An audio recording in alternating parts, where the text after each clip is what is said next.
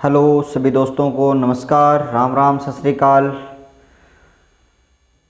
और आज मैं एक और विषय वस्तु के साथ में आपके सामने प्रस्तुत हुआ हूँ।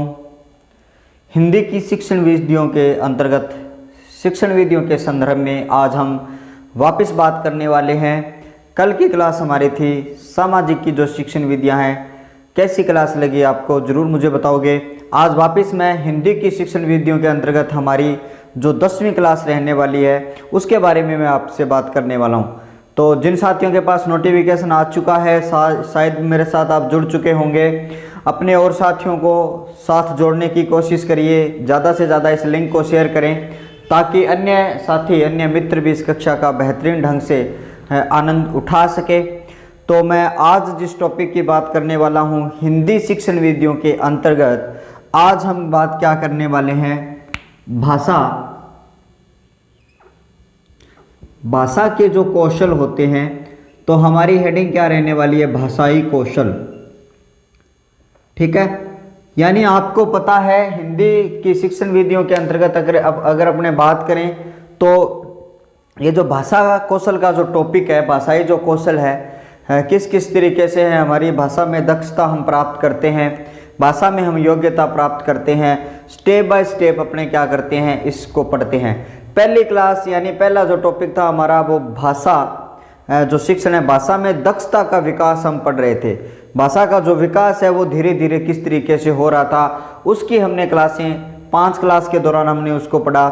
उसके बाद में हमने अगली क्लास में भाषा शिक्षण के जो उपागम हैं, कौन कौन से साधन, कौन कौन से सोपान हैं, उनके बारे में हमने पढ़ा था, किस किस के दौरान हमने भाषा का विकास किया जा सकता है। लेकिन आज हम क्या पढ़ने वाले हैं, भाषा के जो कौशल है, भाषा में कुशलता किस तरीके से आती है, किस तरीके से भाषा सीखता है, उसकी हम बात करने वाले हैं। तो एक बार मेरे साथी सभी मेरे साथ जुड़ गए हैं, जो साथी जुड़े हैं वो यस लिख के भेजें, फिर मैं आपके साथ में एक एक बिंदु पर बात यहाँ पे आपके साथ में करने वाला हूँ, है ना। तो आज का हमारा टॉपिक है भाषा के कौशल, और कुल मिलाकर हमारी जो क्लास रहने वाली है ये पहली क्लास रहने वाली है। तो आपके दिमाग में जब भाषा कौशल का जब मैंने नाम लिया तो आपके दिमाग में आ गया होगा कि भाषा के जो कौशल होते हैं वो क्या होते हैं, और ये भाषा के जो कौशल है आपका क्या काम करते हैं, उस सब की अपने क्या करेंगे, बात करेंगे। ठीक है, तो एक बार क्या करेंगे, जितने भी साथी हैं वो अपने मित्रों तक इस क्लास को शेयर जरूर कर देना। सबसे पहले मैं अगर बताऊं कि कोई बालक है, क्योंकि हमें तो बालक से ही अपनी बात को क्या करनी है, शुरू करनी है।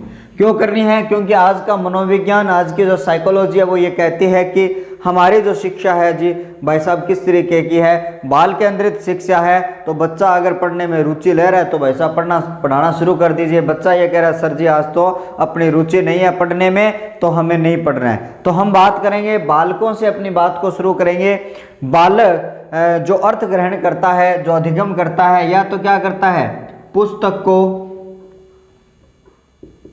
बोलकर या फिर पढ़कर, बोलकर या फिर पढ़कर क्या करता है, अर्थ ग्रहण करता है। यानी उसके पास में कोई पुस्तक दे दी जाती है तो बच्चा है वो उसको क्या करेगा, पढ़कर और लिखकर उसका अर्थ ग्रहण करेगा, या फिर क्या करेगा, अपने विचारों को प्रकट करेगा। क्या करेगा, ठीक है, पढ़कर भी अपने विचारों को प्रकट कर सकता है, बोलकर भी इसको क्या कर सकता है, विचारों को प्रकट करता है। ये बात आपको याद रखनी है, ठीक है, करता है। तो आपको तो ये समझना है कि बच्चा बोलता है और पढ़ता है, इसके बारे में अपने बात यहाँ पे करने वाले हैं। तो क्या क्या इसके अंदर मुख्य बातें होगी उसकी भी बात मैं आपके साथ में यहाँ पे करने वाला हूँ। ठीक है, तो भाषा, सबसे पहले अगर हमें भाषा कौशल की बात करेंगे तो भाषा आपको पता ही है क्या है, उसके बारे में मैं आपको अच्छी तरीके से बता चुका हूँ। ठीक है, बाद में मैंने ये कहा कि बालक है वो पुस्तक को या तो चाहे बोलकर, यानी मैं बोल रहा हूँ, मैं अब पढ़ रहा हूँ तो मेरे जो विचार है मैं उसको क्या कर रहा हूँ, प्रकट कर रहा हूँ। इसी तरीके से बच्चा है वो क्या करता है, अपने विचारों को, अपने मनोभावों को क्या करता है, बोलकर प्रकट करता है। ये तो हमारी क्या है जी, भाषा है। ये तो क्या है, हमारी भाषा है। तो ये हमारी भाषा है, तो हमारे कौशल क्या है, हमारे कौशल क्या है। अब देखिए, विचार बालक है वो बोलकर और लिखकर प्रकट करेगा। उसके बाद में उनको प्रकट करने के बाद में उस बच्चे में जो योग्यता विकसित होगी वो क्या कहलाता है, भाषा शिक्षण का उद्देश्य कहलाता है। बोलकर और पढ़कर जिस तरीके से भाषा में योग्यता को विकसित किया जाता है वो क्या कहलाता है, भाषा शिक्षण का उद्देश्य कहलाता है। ठीक है, तो अगली बात मैं आपको बता रहा हूं कि इनसे, यानी इनसे मतलब बोलने और पढ़ने से, इनसे योग्यताओं, आगे आराम से आप स्टेप बाय स्टेप आराम से लिखते जाओगे, योग्यताओं, ठीक है, इनसे योग्यताओं को विकसित, ठीक है, यानी बोलने और पढ़ने की जो योग्यता आपको विकसित करनी है, करना ही क्या होता है जी, विकसित करना। ठीक है, हमारा परम उद्देश्य क्या होता है कि भाषा शिक्षण के दौरान बच्चे में योग्यता विकसित करने की, वो साहित्य में रुचि पैदा कर ले, व्याकरण से वो परिचित हो जाए, वर्णों से, शब्दों से, वाक्य से, पद्यांश से, कहानी से, नाटक से, गद्य से वो परिचित हो जाए। यही तो कहा गया, बालक बोलकर या पढ़कर जो योग्यताओं को विकसित करता है वही मुख्य रूप से भाषा शिक्षण का क्या होता है जी, यही भाषा शिक्षण का उद्देश्य होता है, भाषा शिक्षण का यही उद्देश्य होता है। ठीक है, ये बात आपको अच्छी तरीके से याद रखनी है। ठीक है, योग्यता विकसित करना, योग्यता से जो योग्यता विकसित की जाती है, योग्यता विकसित करने का जो होता है उद्देश्य, वो भाषा शिक्षण का उद्देश्य माना जाता है। तो आपसे सीधा सीधा ये पूछ लिया जाए कि भाई साहब भाषा शिक्षण का उद्देश्य क्या होता है, तो भाषा शिक्षण का उद्देश्य ये होता है कि बालक में योग्यताओं को विकसित करना क्या होता है, आपका बालक में योग्यताओं को विकसित करना, ये भाषा शिक्षण का क्या होता है, उद्देश्य होता है। इस बात को आपको अच्छी तरीके से मान लेना है। यहाँ तक की बात अभी हम नॉर्मल तरीके से इसकी बात कर रहे हैं, अभी तक हमें भाषा शिक्षण के जो कौशल है इसके ऊपर हमें पहुँचना है। मैं आपको प्रस्तुतिकरण से पहले प्रस्तावना में आपको पढ़ा रहा हूँ, मैं आपको भाषा कौशल तक लेके आने की कोशिश कर रहा हूँ। हमारा जो शिक्षण सूत्र है वो ये कहता है कि ज्ञात से अज्ञात की ओर जाना, क्योंकि हमने भाषा के बारे में अच्छी तरीके से पढ़ रखा है। भाषा शिक्षण का हमारा उद्देश्य क्या होता है, ज्ञात से अज्ञात की ओर जाना। हाँ, मान लेते हैं अपनी भाषा क्या है, ज्ञात है, और अज्ञात क्या चीज़ है, कौशल है। तो उस कौशल तक जाने के लिए जिस तरीके को मैं अपना रहा हूँ वो तरीका क्या कहलाता है, वही तो प्रस्तावना है। जो मुझे प्रस्तुत करना है वहां तक मैं क्या कर रहा हूँ, पहुंच रहा हूँ। तो भाषा शिक्षण का उद्देश्य योग्यताओं को विकसित करना, भाषा शिक्षण का क्या कहलाता है, भाषा शिक्षण का ये उद्देश्य कहलाता है। ये चीज आपको ध्यान रखनी है। बच्चा है जब योग्यताओं को विकसित कर लेता है, बच्चा जब योग्यताओं को विकसित कर लेता है तो उनमें भाषा शिक्षण का जो उद्देश्य है वो पूर्ण हो जाता है, और उसी उद्देश्य को एक और नाम से जाना जाता है। उसी नाम को क्या कहा जाता है, कौशलात्मक उद्देश्य कहा जाता है। क्या कहा जाता है, उसी को कौशलात्मक उद्देश्य कहा जाता है। बच्चे ने जो भाषा शिक्षण के दौरान जो उद्देश्य विकसित किया, ठीक है, वही उद्देश्य क्या कहलाता है आपका, वही उद्देश्य आपका कौशलात्मक उद्देश्य कहलाता है। तो इसे आपको ध्यान रखना है।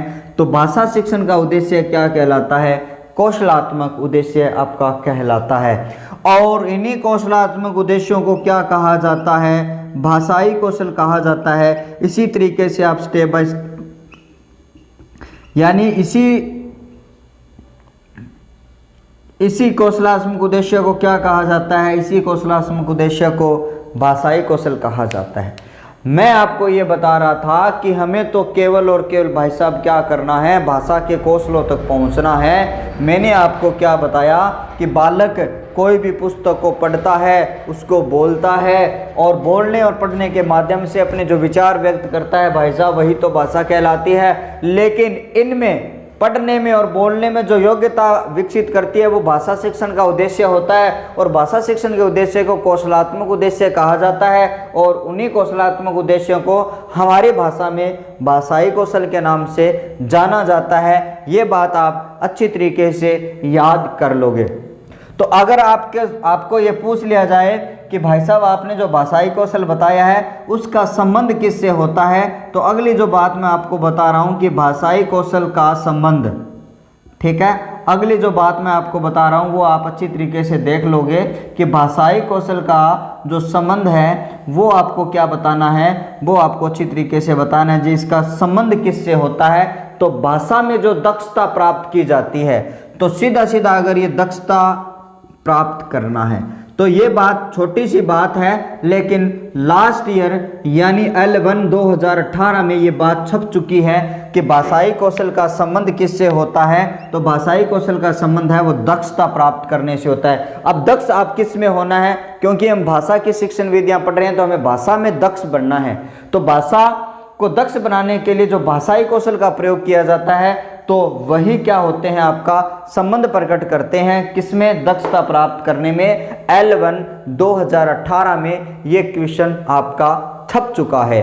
ठीक है, यहाँ तक की बात मेरे हिसाब से आपको समझ में आ चुकी है, मामला पूरी तरीके से फिट आपके हो चुका है कि बालक पुस्तक को बोलकर पढ़कर विचारों को जो प्रकट करता है उनसे जो योग्यताएं विकसित होती है वो भाषा शिक्षण का उद्देश्य कहलाता है। उसी उद्देश्य को कौशलात्मक उद्देश्य कहा जाता है, उसे ही भाषाई कौशल कहा जाता है। और भाषाई कौशल का सीधा सीधा संबंध किससे है, भाषा में दक्षता प्राप्त करने से है। ये लाइन आपकी सीधी पूछी गई है और ये क्वेश्चन आपका L1 लेवल 1 2018 में छप चुका है। स्क्रीनशॉट ले लेना। फिर मैं आपको भाषाई के जो कौशल हैं उनके ऊपर अपनी चर्चा को यहाँ पर आगे बढ़ाने वाले हैं।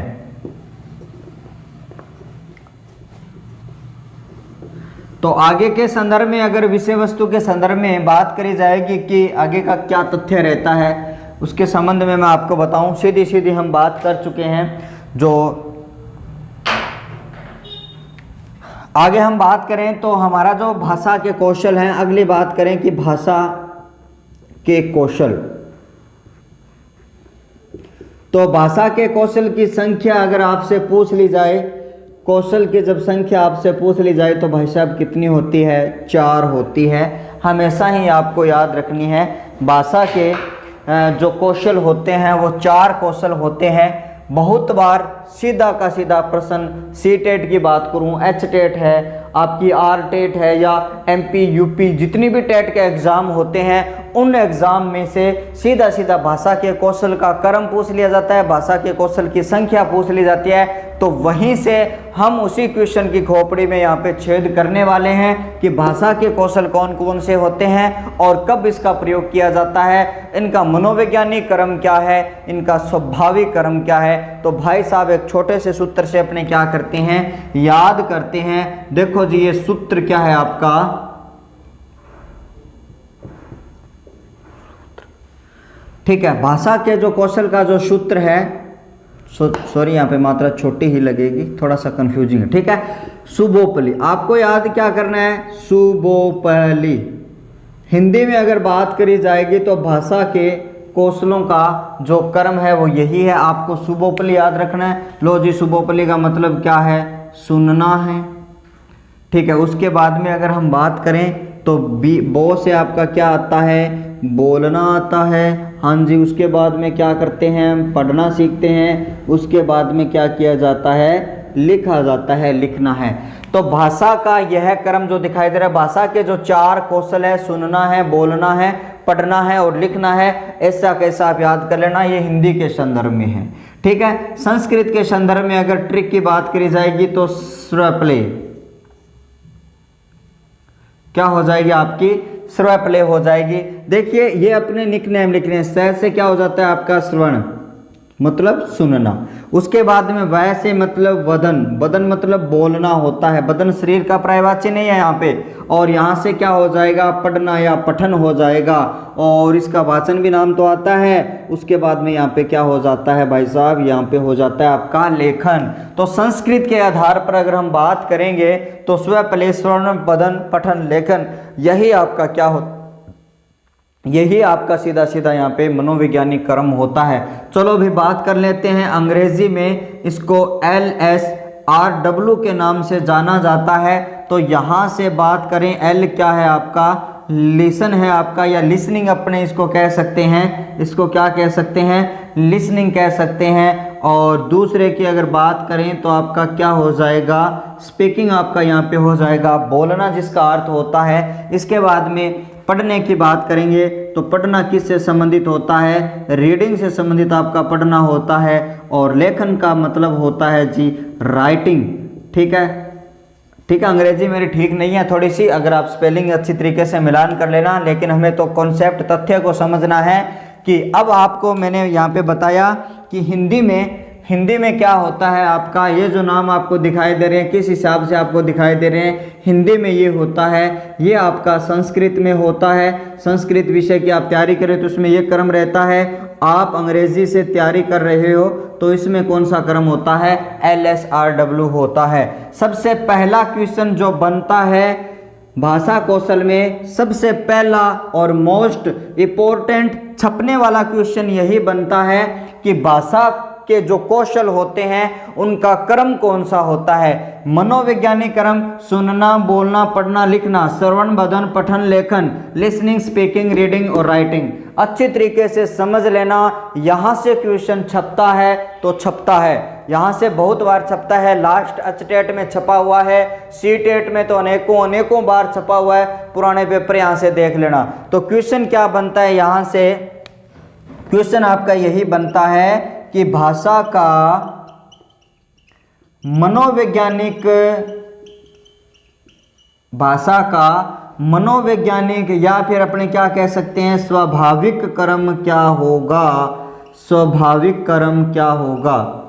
ठीक है, भाषा का मनोवैज्ञानिक स्वाभाविक क्रम क्या होगा। L1 2015 में भाई साहब ये क्वेश्चन छपा था। रीट की बात मैं यहाँ पर कर रहा हूँ, रीट 2015 वाली रीट में छपा था।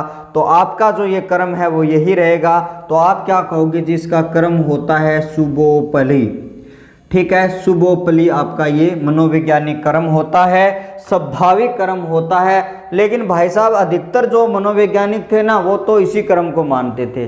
क्या मानते थे, वो तो इसी क्रम को मानते थे कि सुनना, बोलना, पढ़ना और लिखना, श्रवण, बदन, पठन और लेखन, लिसनिंग, स्पीकिंग, रीडिंग और राइटिंग, ये भाषा का मनोवैज्ञानिक क्रम है, भाषा का यह स्वाभाविक क्रम है। कैसे है कि एक छोटा सा बालक होता है जो इस दुनिया में जैसे जन्म लेता है तो वो सबसे पहले सुनना सीखता है। सबसे पहले क्या करता है, सुनना सीखता है। और सुनने के बाद में वो क्रिया कौन सी करता है, बोलने की करता है। चाहे वो स्पष्ट रूप से बोले चाहे वो अस्पष्ट रूप से बोले, वो क्या करता है, बोलना यहाँ पे सीखता है। फिर उसको विद्यालय में भेजा जाता है। अगर पढ़ने की बात करूँ तो मैं विद्यालय में जो पढ़ना सबसे पहले कहाँ सीखा जाता है, ये विद्यालय में सीखा जाता है। ये आपको याद रखनी है।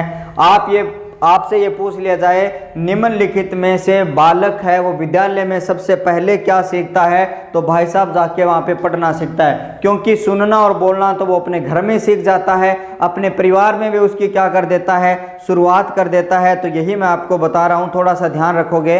क्या आपको ध्यान रखना है कि सुनना घर में सीख लिया जाता है और उसका जो फीडबैक मिलता है वो बोलने से होता है। और पढ़ना विद्यालय में क्या कर लिया जाता है, सबसे पहली जो क्रिया विद्यालय में जाके की जाती है वो पढ़ना की जाती है। उसके बाद में बच्चा क्या करता है, लिखना सीख जाता है। यही जो चार क्रम हैं वो भाषा के मनोवैज्ञानिक क्रम माने जाते हैं। अधिकतर जो जितने भी मनोवैज्ञानिक यहाँ पे हुए हैं उन्होंने यही क्रम माना है। लेकिन एक सहचार्य विधि की जनक मैडम मारिया मोंटेसरी जो इटली की है, तो वो मैडम जी क्या मानते हैं उसकी बात अपने करने वाले हैं। स्क्रीनशॉट आप ले लेना, ठीक है, लिख लेना आप अच्छी तरीके से इस बात को, ठीक है। उसके बाद में मैं आपके साथ में और बात करने वाला हूँ, क्योंकि मैडम मारिया मोंटेसरी क्या कहती है आपकी, उसके बारे में मैं आपको यहाँ पे बताने वाला हूँ। अच्छी तरीके से ये आप नोट कर लिया होगा आपने, हाँ जी, ठीक है, नोट कर लिया होगा।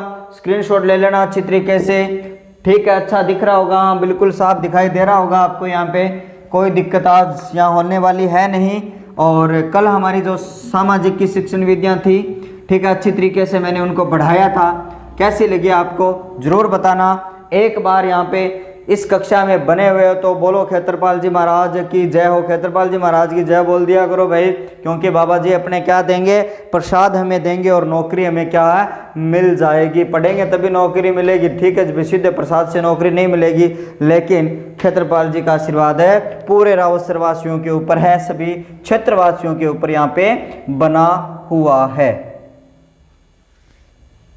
तो मैंने ये कहा कि भाषा का जो मनोवैज्ञानिक क्रम है, स्वाभाविक क्रम है, अच्छी तरीके से मैं आपको बता चुका हूँ, है ना, ठीक है। क्या बता चुका हूँ मैं आपको अच्छी तरीके से, उसका जो मनोवैज्ञानिक और स्वाभाविक क्रम है उसके बारे में मैं आपको थोड़ा सा बता चुका हूँ।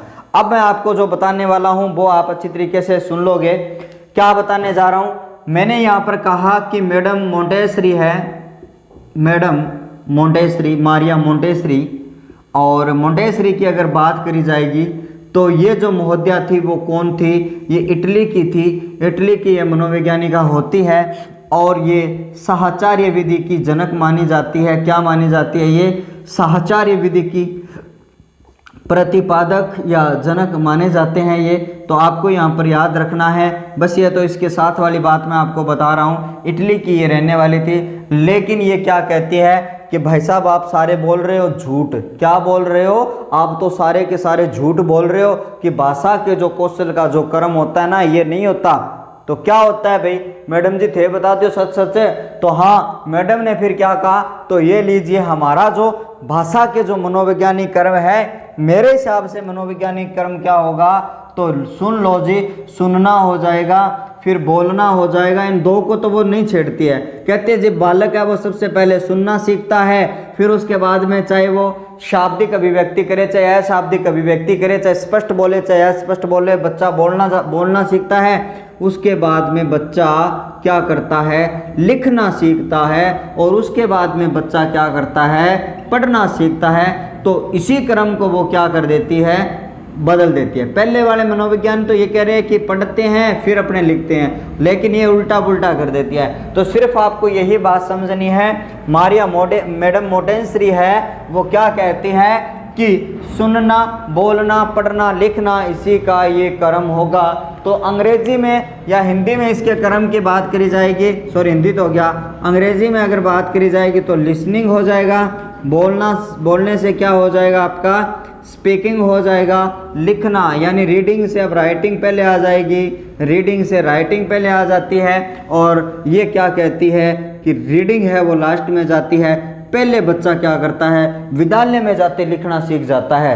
पहले बच्चा जाके विद्यालय में क्या करता है, लिखना सीख जाता है। हालांकि हद तक कुछ बात मैडम मारिया मोंटेसरी की भी ठीक है जी, बच्चा सीखता है। तो संस्कृत के अकॉर्डिंग बात करें, श्रवण हो गया आपका, फिर वदन हो गया आपका, लेकिन पठन से पहले वो क्या लेके आती है, लेखन लेके आती है। तो स्वलेप हो जाता है इसका, स्वलेप। वचन को, पठन को वाचन भी कहा जाता है। कंफ्यूज मत होना, वहाँ पे पठन और वाचन दोनों एक ही बात है। तो मारिया मोंटेसरी के अकॉर्डिंग भाई साहब आपका ये जो कर्म है वो ये रहने वाला है। क्वेश्चन यहाँ से फंसता है, आप यहाँ पे स्टार लगा लेना, कुछ भी लगा लेना, डबल स्टार लगा सकते हो, ठीक है। जो पहले वाली बात मैंने बताई और ये वाली जो बात बताई है महत्वपूर्ण, वेरी महत्वपूर्ण, IMP यहाँ पे लगा लेना, बहुत इंपॉर्टेंट यहाँ पे आपका ये रहने वाला है। सुनना क्या होता है, बोलना क्या होता है, पढ़ना क्या होता है, लिखना क्या होता है, सभी बिंदुओं पर मुख्य रूप से क्या करी जाती है, एक एक चर्चा एक एक रूप से अपने क्या करने वाले हैं, बहुत ही बढ़िया तरीके से मैं आपको बताने वाला हूँ। यहाँ तक आप नोट कर लेना, फिर छोटी छोटी 2-3 बातें मैं आपको और बताने वाला हूँ, ठीक है। स्क्रीनशॉट एक बार इसका चेप लेना अच्छी तरीके से।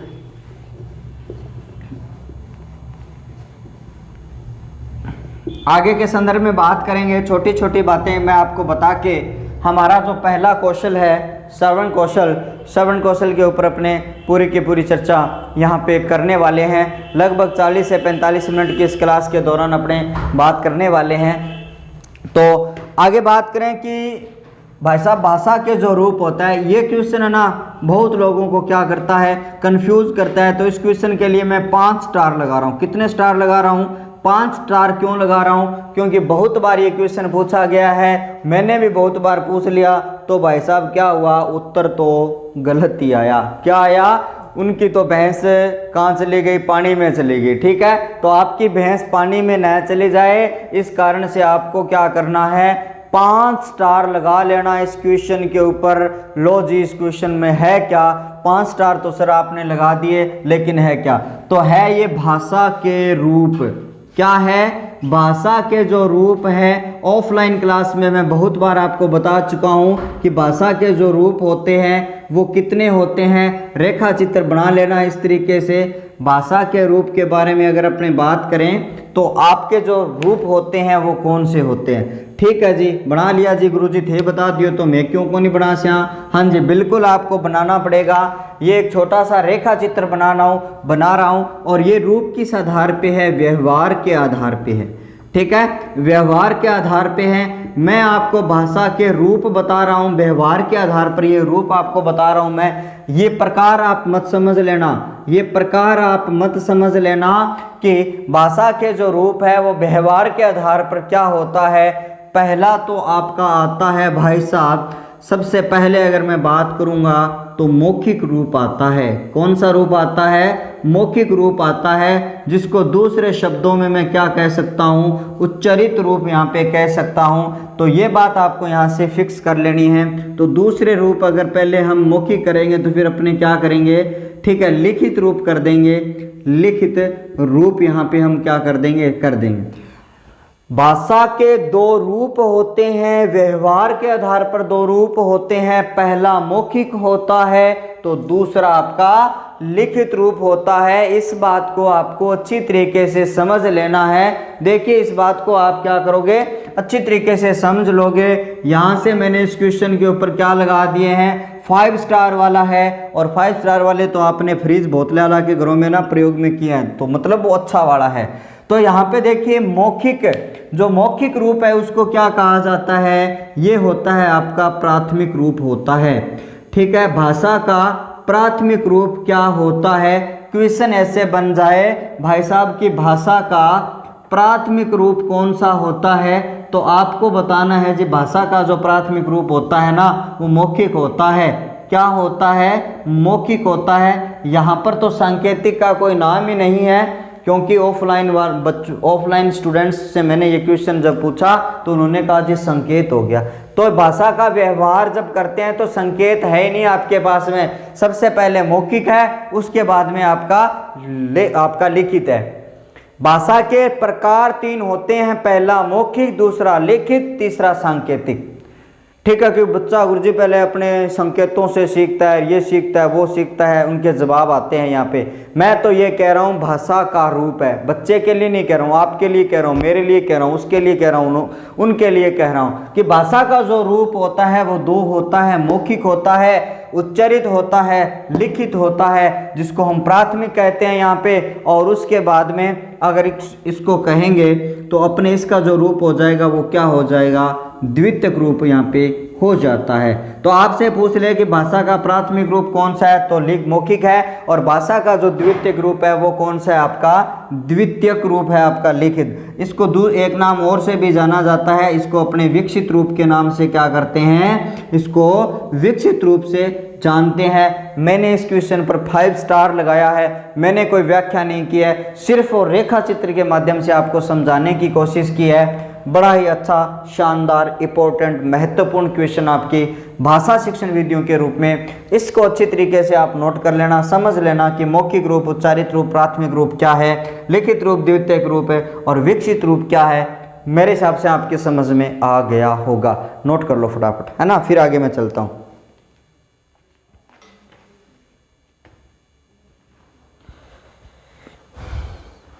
हाँ जी, कर लिया होगा आपने नोट। तो क्वेश्चन सीधा सीधा बने तो आपको नोट डाउन कर लिया होगा आपने, अच्छी तरीके से रिवाइज कर लेना।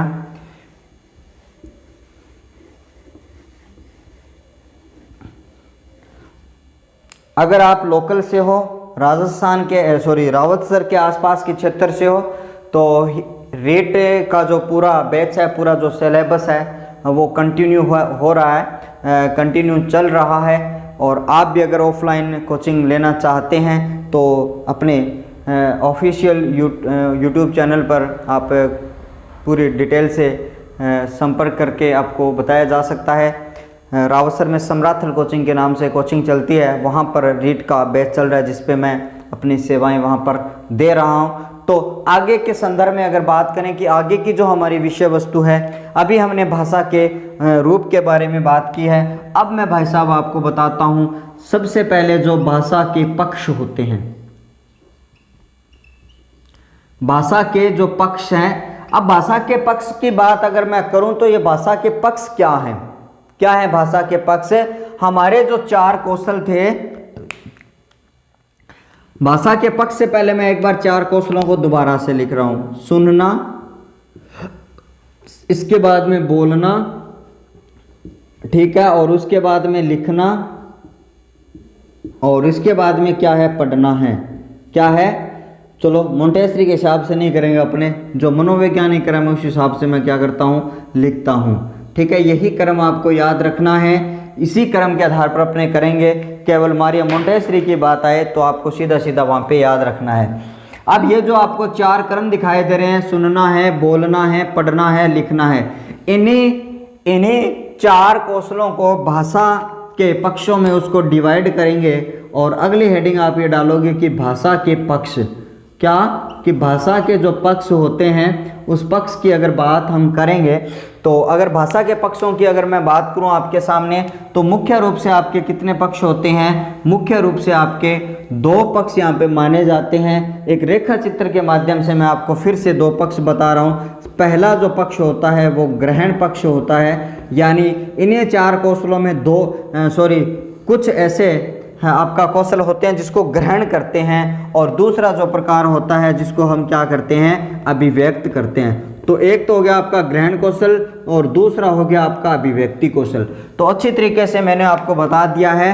तो 4 जो कौशल हैं, इन चारों कौशलों में कौन से कौशल से अपने भाव को ग्रहण करते हैं, कौन से कौशलों से अपने भाव को अपने क्या करते हैं, बाहर निकालते हैं। हमारे जो मन में स्थायी भाव में जो होता है उसको अपने जो बाहर निकालने का काम करते हैं, वो किस में करते हैं, ग्रहण में किस में करते हैं। इन चारों कौशलों की बात अपने यहाँ पे करने वाले हैं। अब देखिए आपके सामने 4 जो कौशल है, सबसे पहले सुनते हैं।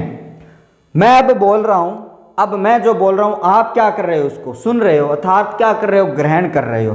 तो इसका मतलब मैं इसको लिख सकता हूं जी, सुनने से अपने क्या करते हैं, ग्रहण करते हैं। उसके बाद में अब मैं बोल रहा हूं तो मैं क्या कर रहा हूं भाई, अभिव्यक्त कर रहा हूं। आप सुन रहे हो, इसका मतलब क्या कर रहे हो, आप ग्रहण कर रहे हो। सुनना तो ग्रहण करना होता है, बोलना क्या होता है, अभिव्यक्त करना होता है। उसके बाद में अगला नंबर आता है जी पढ़ना। अब कोई भी विषय वस्तु आप पढ़ते हो ना, कोई भी विषय वस्तु, मान लो आप कोई भी किताब लेके पढ़ रहे हो, इसका मतलब क्या, अभिव्यक्त नहीं कर रहे हो, मतलब आप क्या कर रहे हो, उस बात को अपने अंदर समाहित कर रहे हो, अपने स्थायी भाव में उसको क्या कर रहे हो, ग्रहण कर रहे हो। तो पढ़ना क्या होता है, पढ़ना आपका ग्रहण होता है। हाँ जी बिल्कुल सर जी, होता है पढ़ना ग्रहण। लेकिन उसके बाद में लिखना, मेरे मन के विचार हैं, मेरे मन के विचार है, उसको मैं अभिव्यक्त कर रहा हूं। एक तो बोलकर अभिव्यक्त कर रहा हूं, दूसरा मैं कैसे अभिव्यक्त कर रहा हूं, लिखकर अभिव्यक्त कर रहा हूं। यही तो आपकी क्या होती है, भाषा होती है। तब तो अपने कहते हैं कि भाषा अभिव्यक्ति होती है। सबसे पहले भाई साहब बोला जाता है। तो आपके जो 4 कौशल हैं, इन चारों कौशलों को हमने 2-2 भागों में डिवाइड कर दिया। यह भी आपका बहुत ही महत्वपूर्ण और बहुत ही इंपॉर्टेंट क्वेश्चन ये रहता है कि ग्रहात्मक पक्ष में कौन कौन से कौशल आते हैं जी। ग्रहण में आता है जी आपका सुनना और पढ़ना आता है। उसके बाद में जो आपका अभिव्यक्ति में बोलना और लिखना आता है। अच्छी तरीके से आप यहाँ पे क्या कर लोगे, नोट डाउन यहाँ से आप कर लेना, है ना, कर लिया होगा आपने नोट डाउन। तो ये बात दोनों बातें मैं आपको अच्छी तरीके से समझा चुका हूँ। तो मैं यहाँ पर आपको बता दूँ कि सबसे पहले हम क्या करते हैं, बोलते हैं। और ये जो 2 कौशल आपको दिखाई दे रहे हैं, इनको अपने किसके अंदर रखेंगे, ग्रहण पक्ष में रखेंगे, यानी ग्रहात्मक पक्ष में इसको रखेंगे। इन दोनों से अपने क्या करते हैं, ग्रहण करते हैं। इन दोनों से अपने क्या करते हैं, ग्रहण करते हैं। उसके बाद में बोलना है और लिखना है, इससे अपने क्या करते हैं, अभिव्यक्त करते हैं। इससे क्या करते हैं, अभिव्यक्ति होती है, बोलते हैं। दोनों ही बातें बहुत ही इंपॉर्टेंट है आपके रीट के एग्जाम के संदर्भ में, टेट के एग्जाम में संदर्भ में। आप चाहे किसी भी टेट को अपना लेना, कोई सी भी टेट का एग्जाम है, जहां पर हिंदी विषय लगता है ना, तो भाई साहब ये वाली बात आपको पढ़नी पड़ेगी, तो पढ़नी पड़ेगी, है ना। तो वीडियो को ज़्यादा से ज़्यादा शेयर करेंगे अपने मित्रों तक। क्लास को किस तरीके से आप फील कर रहे हो, किस तरीके से आप ग्रहण कर रहे हो मुझे ज़रूर कमेंट के माध्यम से बताओगे। आप कमेंट लिखोगे तभी तो मुझे पता चलेगा कि मैंने क्या पढ़ाया और आपको कितना समझ में आया और आपके व्यवहार में परिवर्तन हुआ या नहीं हुआ, आपका अधिगम हुआ या नहीं हुआ, मुझे कमेंट करिए।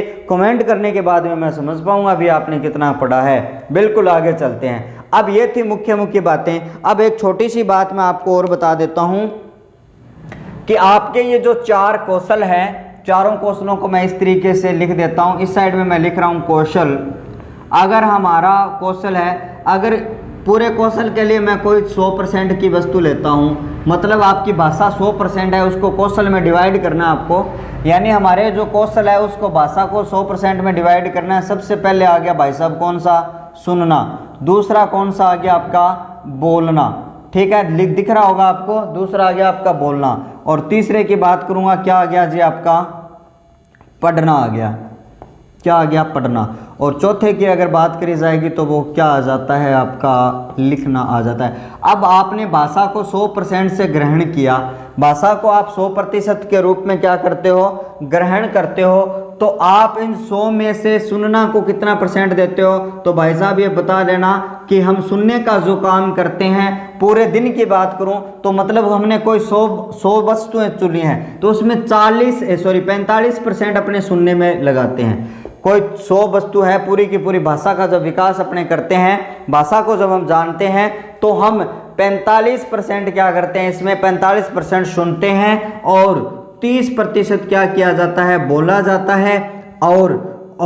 और पढ़ा कितना जाता है? पढ़ा और लिखा दोनों ही कितना जाता है? 25% जाता है। आपका कभी भी इस 100 को प्रतिशत में अगर डिवाइड किया हुआ आपसे पूछ ले तो आप इसी तरीके से जवाब दोगे कि भाई साहब हम तो 45% सुनते हैं, 30% बोलते हैं, पढ़ते लिखते तो 25% है। बालकों की बात हो रही है, लेकिन गुरुजियों के लिए सारा काम उल्टा ही हो जाएगा।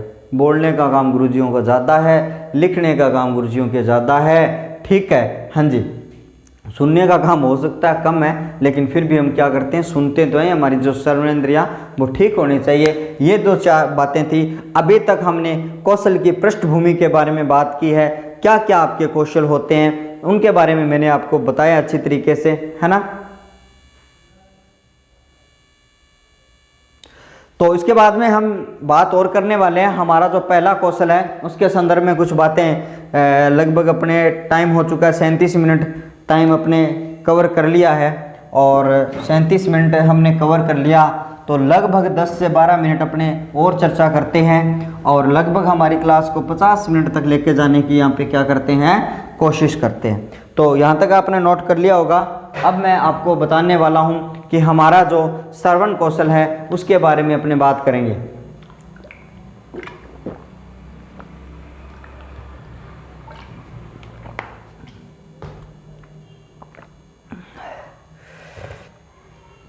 तो पहली हेडिंग आप डालोगे, हमारा जो पहला कौशल है, अच्छे सुनहरी शब्दों में आप लिख लोगे। क्या लिख लोगे? श्रवण कौशल। और श्रवण को हमने क्या कहा है भाई? सुनना कहा है। सुनने वाला जो कौशल है उसको हम श्रवण कौशल के नाम से जानते हैं। तो आप हेडिंग आप इसी तरीके से डाल लेना। श्रवण कौशल के बारे में अच्छी तरीके से हम पढ़ने वाले हैं। वैसे मुख्य रूप से जो आपके क्वेश्चन हमारे सामने आते हैं, कहाँ से क्वेश्चन बनते हैं, वहाँ की उसकी चर्चा हम कर चुके हैं, लेकिन हो सकता है आपके आगे भी आपसे क्वेश्चन पूछ लिया जाए तो उसकी बात मैं आपके साथ में करने वाला हूँ। तो सबसे पहले अगर श्रवण कौशल में बात करें तो श्रवण होता क्या है? मैंने आपको ये बताया कि श्रवण का मतलब होता है जी सुनना। बालक ने जैसे ही जन्म लिया, इस युग में जैसे ही अवतरित होता है बालक, तो सबसे पहले क्या करता है भाई साहब? वो सुनना सीखता है। क्या करता है? सुनना सीखता है। हालांकि सुनने के बाद में हो सकता है वो अपना रिएक्शन हाथ हिलाकर, पैर हिलाकर, किसी भी आवाज़ में स्पष्ट रूप से, अस्पष्ट रूप से क्या कर सकता है? वो व्यक्त कर सकता है। तो सुनना वो सीखता है। ठीक है, वो सुनता है। तो सबसे पहले अगर बात करी जाएगी तो आपको ये मानना है कि जी बच्चा जन्मते ही क्या करता है? सुनना सीखता है। ठीक है, सुनना सीखता है। तो आप श्रवण का अर्थ यहाँ पर क्या लेते हो? श्रवण का मतलब क्या होता है? भाव को ग्रहण करना। भाव का अधिगम करना, भाव का अर्थ ग्रहण करना। सबसे पहले अगर इसके बात की बात करी जाए तो भाव का अधिगम करना, अधिगम का मतलब क्या होता है, सीखना ही होता है, ठीक है। या फिर मैं दूसरे शब्दों में अगर बात करूंगा तो भाव को वो क्या करता है, ग्रहण करता है। अभी मैं बात करके आया हूँ कि ये हमारा क्या होता है, ग्रहण कौशल आपका यहाँ पे होता है। ये चीज़ आपको यहाँ पे ध्यान रखनी है। ब्राइटनेस थोड़ी सी मेरे हिसाब से ज़्यादा हो चुकी है, ठीक है, हाँ जी, अभी सही है। आगे की बात अपना करते हैं, बोर्ड पर आपको सही दिखना चाहिए। तो सबसे पहले अगर मैं बात करूं कि जो भाव अधिगम है या फिर भाव ग्रहण है वो क्या है आपका, कि श्रवण माना जाता है। परिभाषा की अगर बात करी जाएगी कि श्रवण कौशल को आप किस तरीके से व्यक्त करना चाहोगे, कि सुनकर जो अर्थ ग्रहण किया जाता है वही तो श्रवण कौशल होता है। सीधा सीधा अगर अपने लिखें, इस बात को अपने लिखें, सीधी सीधी आप स्टार लगा के लिख लोगे कि सुनकर अर्थ ग्रहण, ठीक है, यानी सुनकर जो बात हम अर्थ ग्रहण करेंगे। कोई भी बात है आपने सुनी, अब मैं जो बात बोल रहा हूं आप सुन रहे हो और सुनते ही आपने इस बात का क्या अर्थ ग्रहण किया, यही आपका श्रवण कौशल कहलाता है। यानी सुनकर अर्थ ग्रहण करना ही क्या है, आपका श्रवण कौशल माना जाता है। ये मेरे साथियों आपको याद रखना है, सुनकर अर्थ ग्रहण करना ही श्रवण कौशल आपका माना जाता है। देखिए एक क्वेश्चन इसके बाद में आपसे ये पूछा जा सकता है कि भाई साहब आप बताइए कि जो श्रवण कौशल की प्रक्रिया है वो कब से शुरू हो जाती है। तो आपको पता है भाई, बच्चा इस दुनिया में अवतरित होगा, जब जन्म लेगा तभी से क्या होगी, ये जो है आपकी क्रिया वो विकसित हो जाएगी। सुनने की क्रिया है चाहे वो बोलने की क्रिया, दोनों एक साथ हो जाती है। तो दोनों क्रियाएं कब होती है, बच्चा जन्म जैसे ही लेता है, इस दुनिया में जैसे अवतरित होता है तो बच्चा क्या करने लग जाता है, श्रवण की क्रिया का प्रारंभ कर दिया जाता है। तो अगली पंक्ति में आप यही लिखोगे कि श्रवण कौशल का प्रारंभ कब होता है। तो श्रवण कौशल का प्रारंभ जन्म से ही हो जाता है। इस बात को अच्छी तरीके से लिखना है। तो क्या हो जाता है, जन्म से आपका हो जाता है, ठीक है। यहाँ तक आपके समझ में आया होगा मैंने क्या कहा श्रवण कौशल के बारे में, कि भाव का अधिगम करना, भावों के द्वारा सीखना। जो मैंने बताया है उसका आप अर्थ किस तरीके से ग्रहण करते हो वही श्रवण कौशल है। सुनकर अर्थ ग्रहण करना ही श्रवण कौशल माना गया है। श्रवण कौशल का प्रारंभ कब होता है, तो जन्म से आपका हो जाता है। तो श्रवण कौशल की प्रक्रिया है वो एक जटिल प्रक्रिया मानी जाती है, याद आपको रखना है, ठीक है। क्यों जटिल प्रक्रिया है, हालांकि सुनना तो एक आसान सी बात है, सुनना तो आपका आसान बात है, लेकिन उसका अर्थ ग्रहण करना, यही मैंने कहा है कि सुनकर जो अर्थ प्राप्त किया जाता है ना वही आपका श्रवण कौशल है। केवल सुनना अर्थ कौशल नहीं है, केवल सुनना अर्थ आपका कौशल नहीं है। मैंने कहा था भाषा में जो दक्षता प्राप्त की जाती है वही आपका कौशल माना जाता है। तो सुनेंगे आप और सुनकर जो अर्थ ग्रहण करेंगे ना वही तो आपका श्रवण कौशल है। सुन तो एक सामान्य सी बात सुन लो भी, आपने अर्थ ग्रहण नहीं किया तो आपने बात तो सुन ली, वो बात तो आपके लिए आसान थी, लेकिन मैं यहाँ पर कर रहा हूँ श्रवण कौशल है वो जटिल प्रक्रिया है, उसको समझना। अब मैं जो ये पढ़ा रहा हूँ, अब 5वीं क्लास के बच्चे को मेरे सामने बिठा दिया जाए और ये बात उसको कैसे समझ में आएगी, भी नहीं समझ में आएगी ना, तो उसका श्रवण कौशल विकसित तो नहीं हुआ। हाँ जी बिल्कुल नहीं हुआ, यहाँ पर नहीं होगा। तो सुनकर जो हम अर्थ ग्रहण करते हैं तभी हमारा जो श्रवण कौशल है भाई साहब क्या होगा, विकसित होगा। तो चलते हैं, श्रवण कौशल एक जटिल प्रक्रिया है, आप इस बात को अच्छी तरीके से याद रख लेना। श्रवण कौशल एक क्या है, जटिल प्रक्रिया है, ठीक है जी। हाँ जी जटिल प्रक्रिया है, बिल्कुल है। आगे चलो, देखिए हमने कहा जटिल प्रक्रिया है, हाँ बिल्कुल आपने मान भी लिया कि भाई साहब ये क्या होती है, आपकी जटिल प्रक्रिया होती है, ठीक है। उसके बाद में अगर हम बात करेंगे, उसके बाद में अगर बात करी जाएगी तो उसके बाद में मैं आपको बताऊं कि मैं कोई बात बोल रहा हूं और मेरे सामने बच्चा बैठा है, वो अर्थ ग्रहण कब कर पाएगा, कि उसको जब सुनाई देता होगा। अब मैं बोल रहा हूं, अगर कोई मेरे सामने ऐसा व्यक्ति, ऐसा छात्र, ऐसा परीक्षार्थी बैठा है जिसको सुनता नहीं है, तो क्या उसका श्रवण कौशल विकसित हो जाएगा? ना जी गुरुजी, नहीं होगा। तो यही बात अगली लिख रहा हूँ मैं कि श्रवण कौशल का विकास अगर करना है तो इसके लिए श्रवण इंद्रियां ठीक होना जरूरी है। यानी श्रवण कौशल में अर्थ ग्रहण कब किया जाएगा? श्रवण कौशल में अर्थ ग्रहण, श्रवण कौशल में अर्थ ग्रहण के लिए क्या जरूरी है भाई? श्रवण इंद्रियां क्या जरूरी है? सुनने वाली जो इंद्रियां हैं वो क्या होनी चाहिए? ठीक होनी जरूरी है। क्या होनी जरूरी है? ठीक होनी जरूरी है। तभी तो अपने क्या कर सकते हैं, तभी तो हम कोई बात को अच्छी तरीके से सुन सकते हैं। तो सामान्य सा परिचय था, लगभग मेरी क्लास 45 मिनट की हो चुकी है। ठीक है, तो वो बाकी की चर्चा मैं आपके साथ में कल करने वाला हूँ। ठीक है, आशा करता हूँ कि जितना भी पार्ट्स मैंने पढ़ाया है वो आपको समझ में आया होगा। मेरी अधिकतर कोशिश यही रहती है कि जितना भी मैं आपको यहाँ पे पाठ करवा रहा हूँ आपको ज़्यादा से ज़्यादा समझ में आए, आप उसका अर्थ ग्रहण अच्छी तरीके से कर पाओ। ठीक है, मेरे साथ आप नोट्स बनाते जाइए। मैं आपको भरोसा दिलाता हूँ कि क्वेश्चन बाहर नहीं जाएगा। क्वेश्चन में सीधी लाइन तो नहीं छपती है, सीधी लाइन तो नहीं छापी जाती है, लेकिन मैटर वो इसी से संबंधित होता है। इसी जो लाइनों से क्वेश्चन बनते हैं, जो मैंने बिंदु लिखे हैं वहीं से आपके उत्तर बन जाते हैं। तो ये क्लास कैसी लगी कमेंट करके ज़रूर मुझे बताओगे।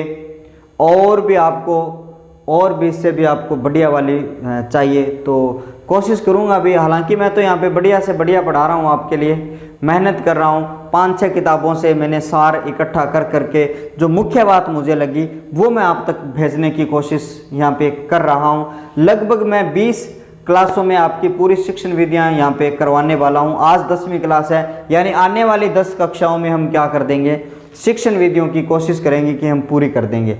क्योंकि 20 क्लास तो भाई साहब लगेगी। व्याकरण को आप 2-2 महीने दे देते हो पढ़ने के लिए। मैंने पहले दिन बात यही कही थी कि 15 नंबर की जो व्याकरण आएगी भाई साहब पूरे 2 महीने खराब करते हो ना। मैं खुद पढ़ाता हूँ भाई साहब 2 महीने से पहले व्याकरण होती नहीं होती। तो अगला जो 15 नंबर का पार्ट है वो आप कैसे 5 वीडियो में कर लोगे, या 5 घंटे में, या 5 क्लास में कैसे कर लोगे? ठीक है, गुरुजी शॉर्ट वाली करवा दी। तो अगर शॉर्ट आपको जाना है ना तो रीड तक आप नहीं पहुँचोगे। शॉर्ट जाना है ना आपको तो कहाँ तक नहीं पहुँचोगे, आप रीड तक नहीं पहुँचोगे। मैं आपको बताता हूँ, आप मान लो कोचिंग पढ़ने आते हो, आप कहीं जाते हो, मान लो आप यहाँ पर हो अभी और आपका घर कहाँ पे है, यहाँ पे है। ठीक है, आपके जो आप जाते हो यहाँ से आपका बस स्टैंड है। हाँ जी, आपको बस स्टैंड पर पहले जाना पड़ेगा। हाँ जी, बस स्टैंड जाते हुए गांव पे पहले जो बस है आपकी वो इस गांव में जाएगी, फिर यहाँ पे इस गांव में जाएगी, फिर आपका गांव आएगा। और आप तो कहाँ पहुँचे हो, यहाँ पहुँचे हो। ठीक है, आप कहाँ पहुँचे हो। अब आप कहोगे जी हमें तो शॉर्टकट लेके जाए, तो वो बस तो भाई शॉर्टकट नहीं लेके जाएगी आपको यहाँ से जाना पड़ेगा। इधर तो कोई रास्ता ही नहीं है, इधर तो क्या नहीं है, रास्ता ही नहीं है। अर्थात आप यहाँ पे हो, यहाँ पर कोई क्या है, परीक्षार्थी है, और यहाँ पे आपकी क्या है भाई साहब, रेट है। तो रेट में आपको यहाँ जाना पड़ेगा। सबसे पहले हिंदी पढ़नी पड़ेगी, हिंदी के बाद में एक और लैंग्वेज पढ़नी पड़ेगी, और लैंग्वेज के बाद में आपको क्या पढ़नी पड़ेगी, साइको पढ़नी पड़ेगी, आपको एसएसटी पढ़नी पड़ेगी। फिर आप किसके पास जा सकते हो, रीट के पास जा सकते हो। आप कहोगे गुरुजी ओ तो मैं रहे और आ रीट रही, सीधा सीधा अठा पूग जावा, तो भाई साहब सीधा पूग जाओगा, पर जो आप लक्ष्य लेके चले हो ना वो लक्ष्य आपका काम का नहीं रहेगा। तो मेरा तो यही मानना है शॉर्टकट से आपको बचना है। और हम बात करें हमारी जो भाषा है उसमें भाई साहब कोई शॉर्टकट नहीं है। भाषा में क्या नहीं है, कोई शॉर्टकट नहीं है। आपको पूरी डिटेल से पढ़ना पड़ेगा तो पढ़ना पड़ेगा। आज के लिए मैं इतना ही आपको पढ़ाने वाला हूँ। क्लास आज आपको कैसी लगी, शानदार लगी, जानदार लगी, तो आप क्या करोगे, मुझे कमेंट करके ज़रूर बताओगे कि गुरुजी आपने आज तो हमारा दिल खुश कर दिया। और ऐसा कमेंट आपने लिख दिया तो भाई साहब मेरा तो दिल खुश हो जाएगा। और भी अच्छी तरीके से मैं आपके क्लास से नेक्स्ट जो क्लास रहेगी, यानी कल जो मेरी क्लास रहेगी वो सामाजिक शिक्षण विधियों पर रहेगी, और अगले दिन हम पूरा का पूरा जो श्रवण कौशल है उस पर अपने पूरी की पूरी क्या करने वाले हैं, पूरी की पूरी बात करने वाले हैं। तो आज के लिए मैं आपसे डिस्कनेक्ट हो रहा हूँ, मतलब आज मेरी क्लास को मैं डिसमिस कर रहा हूँ, छोड़ रहा हूँ। कल फिर मैं आपसे मिलने वाला हूँ। आज के लिए आपको सभी को bye bye, take care, thank you, धन्यवाद।